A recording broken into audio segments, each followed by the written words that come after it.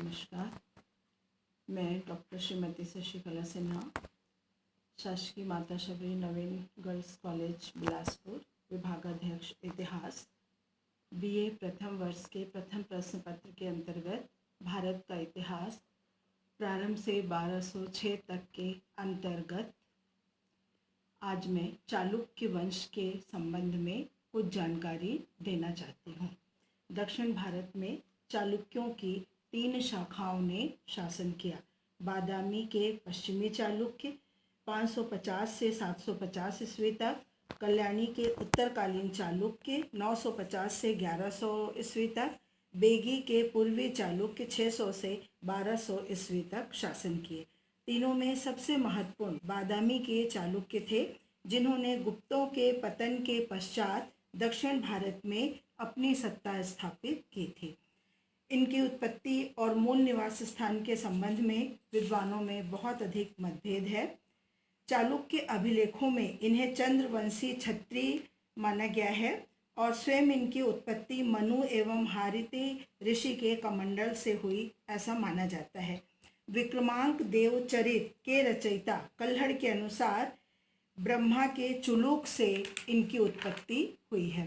पृथ्वीराज रासो के अनुसार आबू पर्वत पर वशिष्ठ द्वारा किए गए यज्ञ के कुंड से इनकी उत्पत्ति हुई है।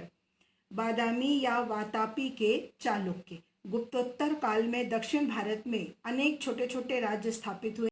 6ठी शताब्दी में बादामी के चालुक्यों ने यहाँ पर राजनीतिक एकता स्थापित की। इस वंश का शासक हुआ पुलकेशिन प्रथम। ये प्रारंभिक शासक जो था इस वंश का जयसिंह और उसका पुत्र रणराज। रणराज का पुत्र पुलकेशिन प्रथम था, जो इस वंश का वास्तविक संस्थापक माना जाता है। उसने बादामी के दुर्ग का निर्माण कराया और अपनी स्वतंत्र सत्ता की स्थापना की। उसने यश्वमेघ यज्ञ किया और अनेक उपाधियां धारण की। उसका पुत्र कीर्तिवर्मन ने अपने पैतृक सत्ता का विस्तार किया। उसके पश्चात उसका उत्तराधिकारी हुआ पुलकेशिन द्वितीय। उसने अपने चाचा मंगलेश को पराजित करके सिंहासन प्राप्त किया। इस समय आंतरिक विद्रोहों के कारण, गृह युद्ध के कारण आंतरिक स्थिति बहुत ही अधिक दयनीय थी, शोचनीय थी, जिसका सामना पुलकेशिन द्वितीय को करना पड़ा। फिर भी उसने आंतरिक व्यवस्था को संगठित करके अपना विजय अभियान प्रारंभ किया। मैसूर के गंग, भालबाट के आलूपों और कोंकण के मौर्यों को पराजित कर दक्षिण गुजरात के लाटों, मालवों और गुर्जरों ने उसकी अधीनता को स्वीकार किया। उनके ऊपर उसने महत्वपूर्ण विजय प्राप्त की और सबसे महत्वपूर्ण उपलब्धि उसकी है हर्ष की पराजय, क्योंकि हर्षवर्धन के साथ में, वो हर्षवर्धन का समकालीन था और हर्षवर्धन के साथ में उसका संघर्ष हुआ था। दोनों ही महत्वाकांक्षी थे, दोनों ही साम्राज्यवादी थे, इसलिए दोनों के बीच में लंबा संघर्ष हुआ और इस संघर्ष में हर्ष की पराजय हुई थी। इस विजय के उपलक्ष्य में पुलकेशिन ने परमेश्वर की उपाधि धारण की थी, इसलिए उसका साम्राज्य विस्तार हुआ और उसकी मृत्यु के बाद चालुक्य शक्ति का ह्रास होने लगा। अराजकता और अव्यवस्था चारों ओर फैल गई। उसके बाद विक्रमांक प्रथम, कीर्तिवर्मन द्वितीय उसके उत्तराधिकारी हुए और उसके पश्चात इस वंश का अंत हो गया। इसके पश्चात चालुक्यों के अंतर्गत कल्याणी के चालुक्य आए। उनका इतिहास तैलप सेकंड से प्रारंभ होता है। उसने परमार नरेश मुंज को पराजित किया था। उसके पश्चात सोमेश्वर प्रथम ने राजधानी कल्याणी को बनाया और सोमेश्वर द्वितीय, विक्रमादित्य षष्ठ, इन लोगों ने विषयों का निर्माण कर महान संगठन कार्य करके महान शासक की उपाधि प्राप्त की। विक्रम संवत का प्रचलन इनके समय में किया गया और विक्रमांक देवचरित का लेखक विल्हड़ इनके दरबार में थे।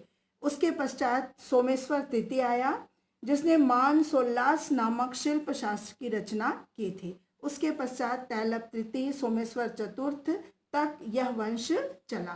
तत्पश्चात पूर्वी चालुक्य वंश आता है। पुलकेशिन द्वितीय के भाई विष्णुवर्धन इस वंश के संस्थापक थे। यह वंश लंबे समय तक चला। इतिहास में पूर्वी चालुक्य वंश के नाम से प्रसिद्ध था। इस वंश में विष्णुवर्धन द्वितीय, जयसिंह, विष्णुवर्धन तृतीय, विक्रमादित्य प्रथम, विक्रमादित्य द्वितीय, विष्णुवर्धन चतुर्थ, पंचम विक्रमादित्य तृतीय और अंतिम शासक चालुक्य भीम प्रथम हुआ है।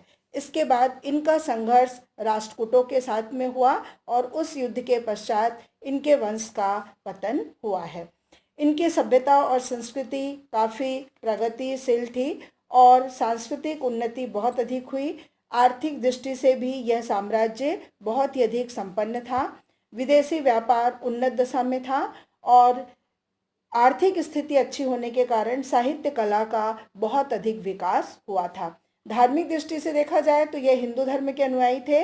अनेक यज्ञ इन्होंने किए, धार्मिक ग्रंथों की रचना की, विष्णु और शिव के मंदिरों का निर्माण हुआ। अजंता के चित्रों में कुछ चालुक्यों के चित्र मिलते हैं। बौद्धों को भी इन्होंने आश्रय दिया और स्तूपों का निर्माण किया था। इनके समय में ललित कलाओं का भी बहुत अधिक विकास हुआ और इस क्षेत्र में चित्रकला व वास्तुकला का विकास हुआ है। अजंता व एलोरा इसी काल में स्थित थी। पहाड़ों चट्टानों को काट काट कर विशाल मंदिरों, विभिन्न गुहा मंदिरों, चैत्य हालों का निर्माण कराया गया। बीजापुर में शिव मंदिर, जिसे अब संगमेश्वर का मंदिर कहा जाता है, वह भी इसी काल की देन है। चालुक्य वास्तुकला की मुख्य विशेषता तत्कालीन कलाकारों की आर्य एवं द्रविड़ दोनों ही शैलियों में समान रूप से विकसित करने का प्रयास करना था। आर्य शैली में पापनाथ तथा द्रविड़ शैली में विरूपाक्ष का मंदिर उल्लेखनीय है। धन्यवाद।